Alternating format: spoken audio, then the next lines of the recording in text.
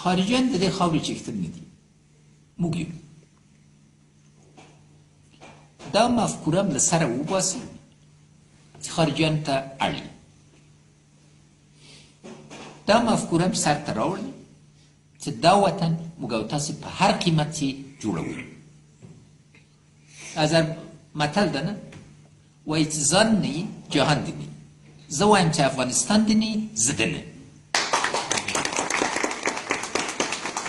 ځکه که دا ونه منو چې د وطن دپاره سر ورکړو، بیا سبا دا خاوره دې موږ او یو واره چې په دې ټینګ نیت او ارادې راسو چې موږ د خاورې چښتن یو، پرته یې جوړ. یو تاسو ته معلومه ده، یو څو 20 ممالک ما څېړلي دي، کم لږ، یو یې د خارجي په مرستو نه ده جوړ شوی. تر چې خپله یې نیت نه کړی، مټ یې نه دی تړلي، په مخه نه ځي.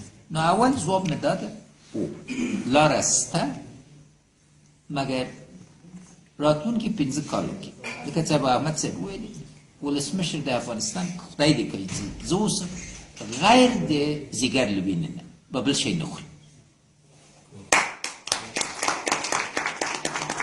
اما د دې د ځیګر د وینو خوړل نتیجه به تاسې د ځوانانو، تاسې د بچیانو او موږ د سپین ږیرو قدر یې بیا چې بیا په یو قدرمند افغانستان کې ژوند وکړو.